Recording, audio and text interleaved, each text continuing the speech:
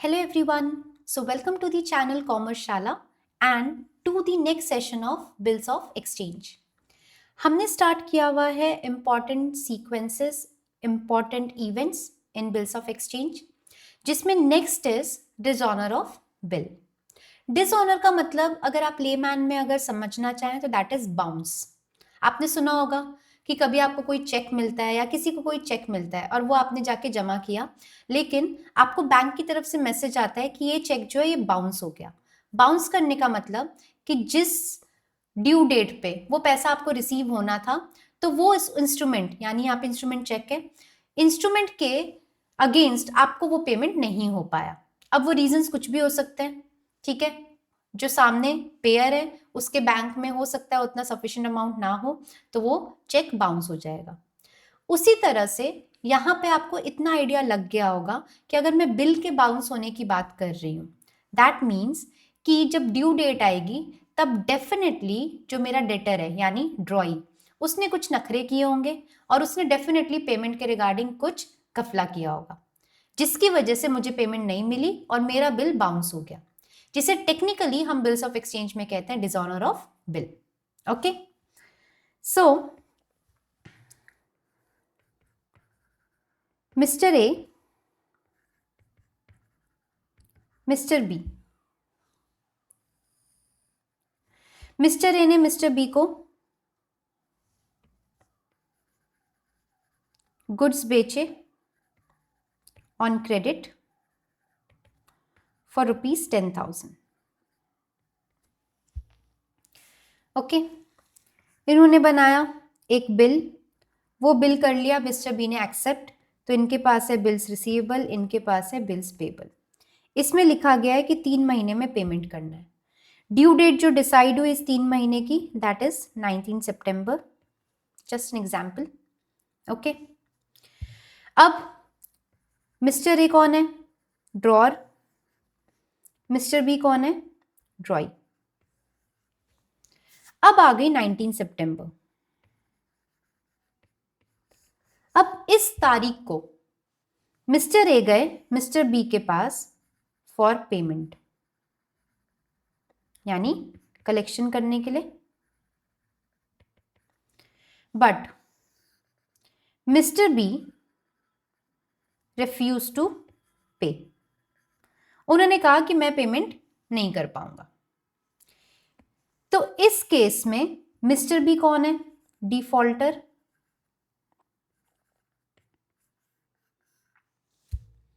तो mister A, ऐसे तो उनको नहीं छोड़ेंगे, तो मिस्टर ए क्या करेंगे? मिस्टर ए अब जाएंगे नोटरी के पास. इनके पास होता है एक रजिस्टर, वो होता है रजिस्टर ऑफ डिफॉल्टर्स. ओके, और वो रिक्वेस्ट करेंगे कि आप इस रजिस्टर में आप बी का नाम जो है आप एंटर कर लें, क्योंकि उसने डिफॉल्ट किया है, मेरा पेमेंट नहीं किया. ठीक है, तो ये जो एंट्री करने का चार्ज होता है in the register of defaulter, जो कि कौन करता है? नोटरी. तो इसके लिए वो कुछ चार्जेस लेता है, और वो चार्जेस कौन अभी दे रहा है? Drawer, mister A. In charges को हम कहते हैं नोटिंग चार्जेस. लेट्स से वो लिया 500 रुपए का. ठीक, तो अब ये सिनेरियो जो है, जब कलेक्शन के टाइम पे ड्रॉई रिफ्यूज कर दे पे करने से और वो डिफॉल्ट करे, तो इसे हम कहते हैं कि बिल डिसऑनर हो गया. जैसे ही बिल डिसऑनर होता है तो इसकी इंटीमेशन जो है वो रजिस्टर ऑफ डिफॉल्टर में एंटर हो जाती है. उसमें नोटिंग कराने के जो चार्जेस दिए जाते हैं उसको नोटिंग चार्जेस कहते हैं. उसको फर्स्ट हैंड बियर कौन करता है? जो भी वो डिफॉल्टर के लिस्ट में नाम एंटर करवाने जा रहा है. तो यहाँ पे कौन गया नोटरी के पास? Mister A. तो पैसे भी किसके जेब से गए? Mister A. ठीक है, बट अब जो अल्टीमेट सेटलमेंट होगा वो तो करना ही पड़ेगा, भले ही आज नहीं तो कल.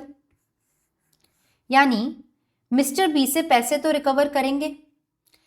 अब मिस्टर बी से जो पैसे रिकवर होंगे वो अमाउंट क्या होगा?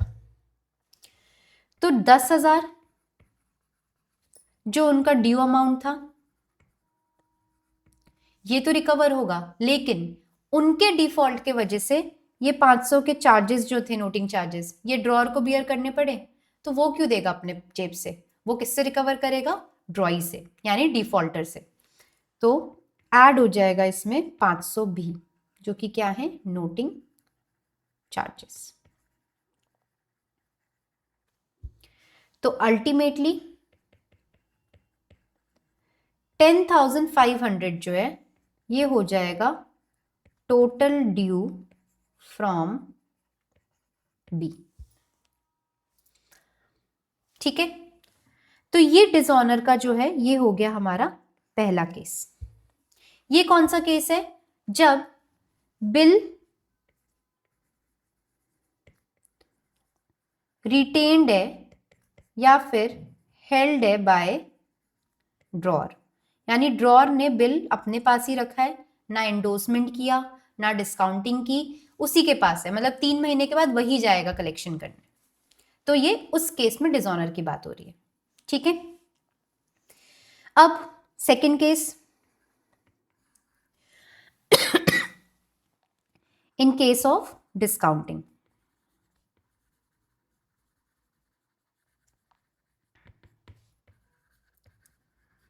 अगर इस केस में अगर डिसऑनर हो रहा है तो वो डिसऑनर के लिए फिर क्या क्या चीजें?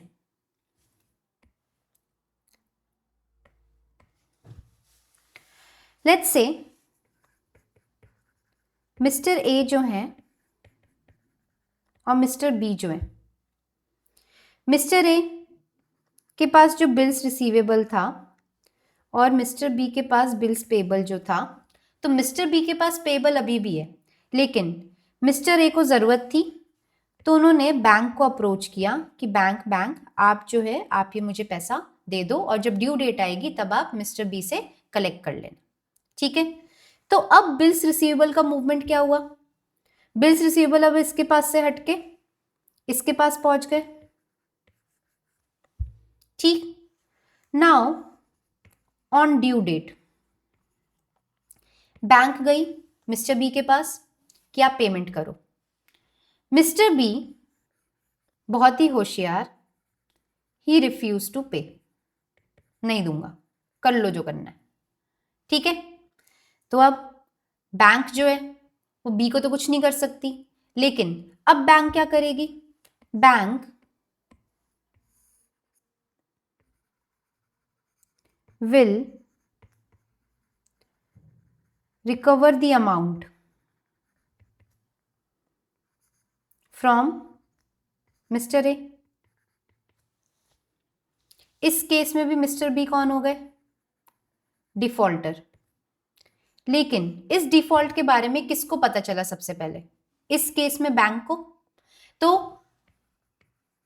जिसको पता चला वो जाएगा नोटरी के पास और नोटिंग करवाएगा इन लिस्ट ऑफ डिफॉल्टर्स या रजिस्टर ऑफ डिफॉल्टर, और उसके लिए पे करेगा वो नोटिंग चार्जेस।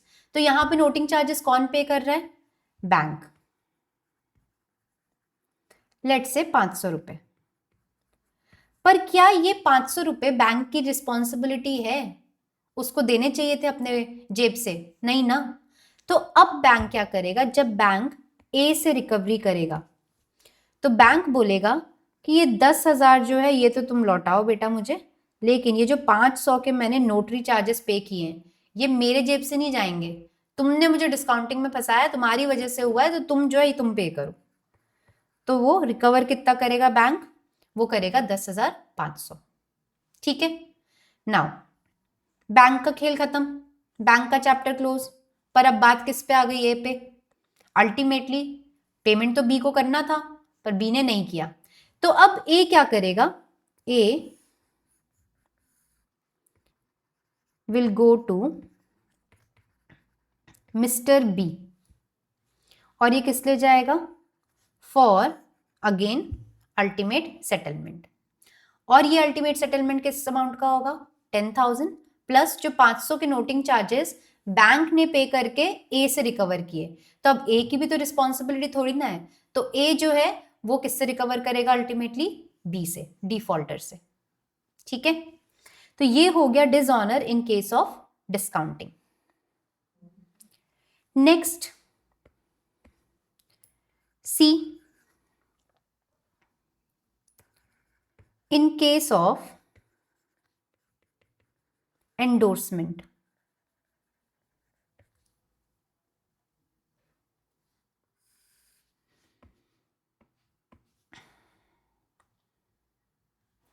ओके यहां पर मिस्टर ए के पास था बिल्स रिसीवेबल, मिस्टर बी के पास था बिल्स पेबल,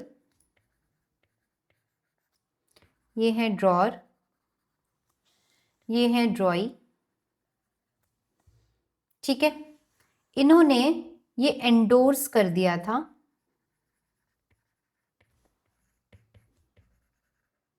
मिस्टर सी को, यानी ये कौन हो गए, एंडोर्सी,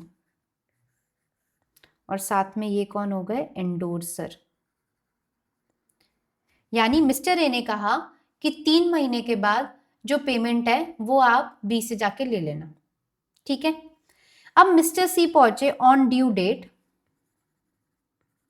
बी के पास, और बी ढीठ इंसान, कतई ढीठ, उसने क्या बोला, मैं तो तुम्हें भी पे नहीं करूंगा, सो रिफ्यूज टू पे। तो इसने जैसे ही रिफ्यूज किया, अब सी चुप बैठेगा क्या, नहीं। इस केस में सबसे पहले सी को पता चला कि वो डिफॉल्टर हो गया बी, तो अब नोटिंग करवाने की जिम्मेदारी किसकी, यानी नोटरी के पास कौन जाएगा, सी, और वो क्या करवाएगा, नोटिंग, उसके लिए वो क्या देगा, चार्जेस, तो वो जो है वो उसने दिए 500। ठीक है, अब आएगा वो ए के पास और उससे करेगा वो अपना पैसा रिकवर।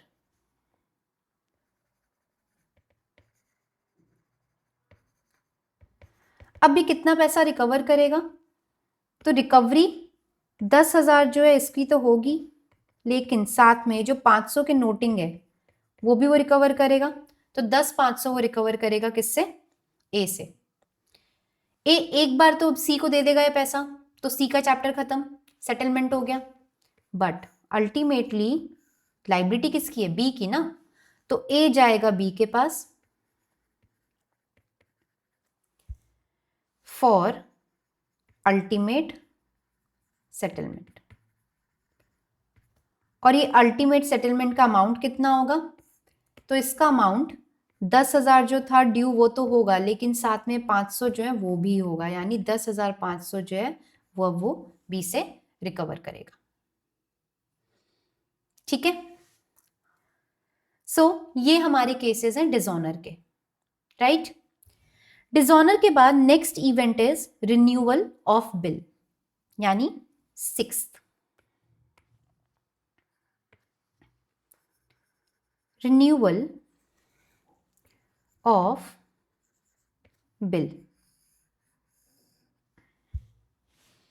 ठीक है, रिन्यूअल ऑफ बिल बेसिकली अगर हम इसको देखें तो डिसऑनर और रिन्यूअल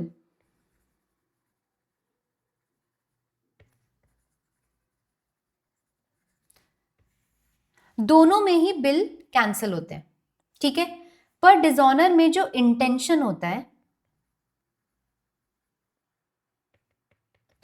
वो इंटेंशन होता है नॉट टू पे, यानी उसमें इंटेंशन ये है कि वो पे नहीं करेगा, लेकिन रिन्यूअल में उसका इंटेंशन होता है टू पे but need an extension of time, मतलब 3 महीने में नहीं कर पा रहा, लेकिन वो बोल रहा है कि मैं आपको अगले महीने कर दूंगा, तो उसका इंटेंशन जो है, उसकी नीयत खराब तो नहीं है। डिसऑनर में उसकी नीयत खराब होती, रिन्यूअल में उसकी नीयत खराब नहीं होती। लेकिन दोनों ही केसेस में बिल तो कैंसिल हो रहा है ना, डिसऑनर में तो वैसे ही हो रहा है, रिन्यूअल में अब 3 महीने का अगर पहले बिल बनाया गया, ओरिजिनली बनाया गया, तो ये 3 महीने वाला तो पेमेंट नहीं हो पाया ना, तो इसको तो कैंसिल करना पड़ेगा। इसको कैंसिल करके एक नया बिल बनेगा नेक्स्ट 1 महीने के लिए, नए एक्सटेंशन ऑफ टाइम के लिए, तो एक बार तो कैंसिलेशन होगा ही होगा। ठीक है, यानी जब आप रिन्यूअल करोगे तो रिन्यूअल के टाइम पे आपको डिसऑनर ऑफ बिल जो है ये तो आपको करना ही पड़ेगा। यानी फर्स्ट स्टेप आपका रिन्यूअल में क्या होता है, एग्जिस्टिंग बिल का डिसऑनर, उसको कैंसिल कर दो, plus ड्रॉई request for the further time extension.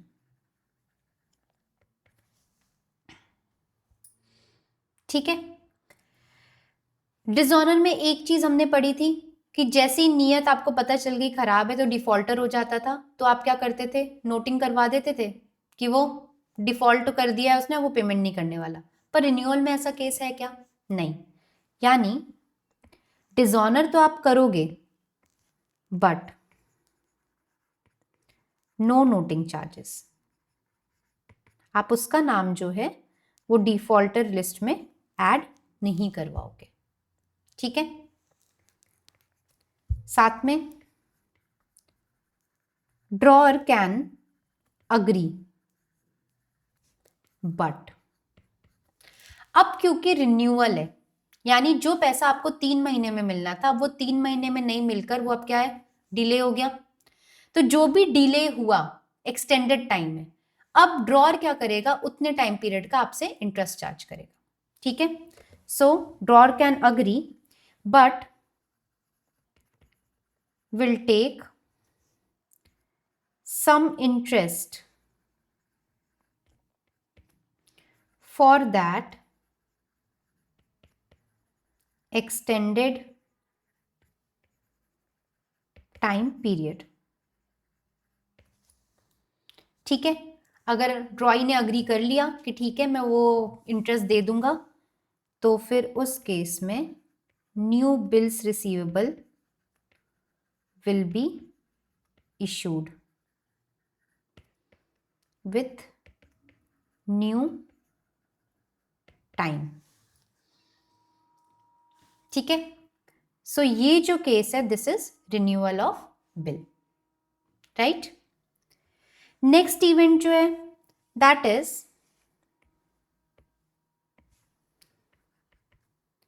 Insolvency of ड्रॉई।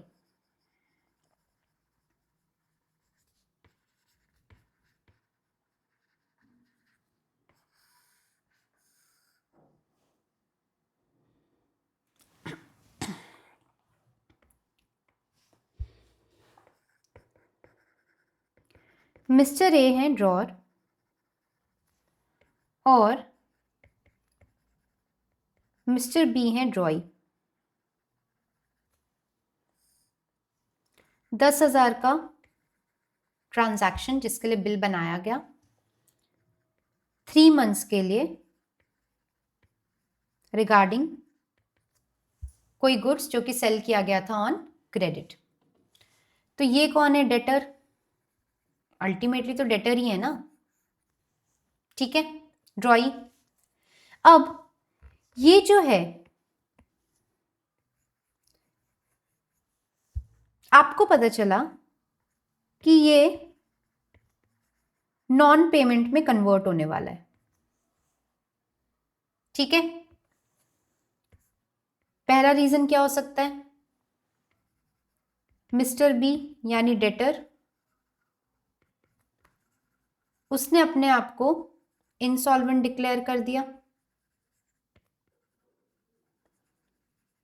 यानी बैंकरप्ट, दिवालिया निकल जाना। उसने कहा कि अब मेरे पास इतने एसेट नहीं है कि अब जो भी मेरी लाइबिलिटी है मैं उसको फुलफिल कर पाऊं या पे कर पाऊं। उसने खुद ही डिक्लेयर कर दिया। तो अब ड्रॉई क्या हो गया, इंसॉल्वेंट। तो इस वजह से नॉन पेमेंट होगा। दूसरा reason, insolvency of Mister B was observed through third party।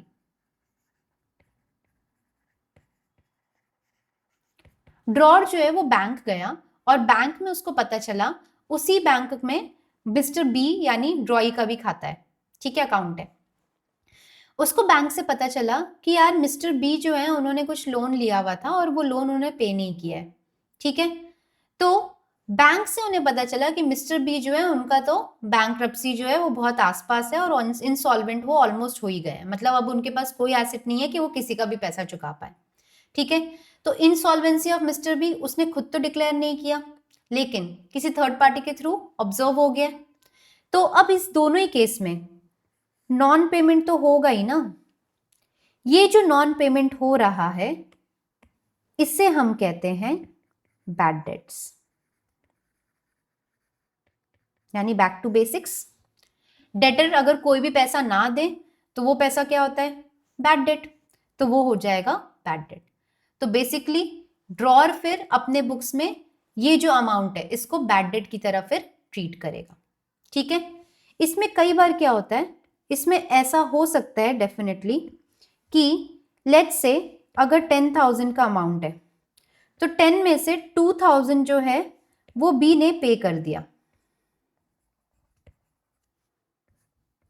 तो जो 8,000 है ये बैड डेट्स होंगे, ठीक है। मतलब जितना पोर्शन रिकवर हो गया वो बैड डेट नहीं है, जितना रिकवर नहीं हो पाएगा वो फिर बैड डेट आप अकाउंट फॉर करोगे अपने बुक्स में, ठीक है। तो ये है हमारे सारे इवेंट्स। इन सारे इवेंट्स को आप एक बार गो थ्रू करें, क्योंकि अब हम स्टार्ट करने वाले हैं जर्नल एंट्रीज। वो जर्नल एंट्रीज जो हैं वो इन्हीं सारे इवेंट्स की जर्नल एंट्रीज हैं बेसिकली, ठीक है। अगर आपने हर सिचुएशन को, हर इवेंट को, हर सीक्वेंस को तरीके से समझा है तो आपके लिए जर्नल एंट्री को फॉर्मुलेट करना काफी आसान हो जाएगा। ओके, आज हम रखेंगे इसको इतना। नेक्स्ट सेशन में हम स्टार्ट करेंगे journal entries, okay, in the books of drawer, also in the books of drawing, दोनों हम साथ साथ रैप अप करेंगे। अगर आपके कोई डाउट्स हैं, अगर कोई क्वेरीज हैं, आप प्लीज रीच आउट कर सकते हैं, और आप रीच आउट करने के लिए आप कमेंट सेक्शन पे जाएं, वहां पे कमेंट पोस्ट करें। इसके अलावा टेलीग्राम चैनल है, नाम है कॉमर्सशाला, आप वहां पर भी अपने डाउट्स, अपने क्वेरीज, अपने क्वेश्चंस जो है आप उसको पुट कर सकते हैं। अगर कोई ऐसा क्वेश्चन है जो आप चाहते हैं कि मैं वो यहाँ पर सॉल्व करवाऊं तो आप उसको भी डेफिनेटली पुट कर सकते हैं, ओके। और जो भी आप कमेंट्स करेंगे I will definitely reach out to that and respond to that as earliest as possible, okay। तो मिलते हैं नेक्स्ट सेशन में with next part of the bills of exchange, that is journal entries, यानी कि accounting treatment of bills of exchange. तब तक please आप इस वीडियो को लाइक करें, कमेंट करें, शेयर करें जिन बच्चों को ज़रूरत है। अगर आपके फ्रेंड्स हैं, आपके फैमिली में, या फिर जिनको आप जानते हैं, अगर आपको लगता है कि उनको ये टॉपिक की ज़रूरत है और गाइडेंस की ज़रूरत है, अगर आपको अप्रोच अच्छा लगता है, अगर आपको हेल्प मिल रही है, तो आप डेफिनेटली उन तक भी ये वीडियो को फिर पास ऑन ज़रूर करें, ओके। बेल आइकन पे क्लिक करना बिल्कुल ना भूलें, ताकि जब भी मैं कोई वीडियो अपलोड करूँगी तो आपको तुरंत इन्फॉर्मेशन मिल जाएगी और आप यहाँ पर आके आप इसको वीडियो को गो थ्रू कर सकते हैं, ओके। सो सब्सक्राइब कर लें चैनल को फटाफट से। मिलते हैं नेक्स्ट क्लास में, तब तक के लिए हैप्पी लर्निंग, बाय बाय।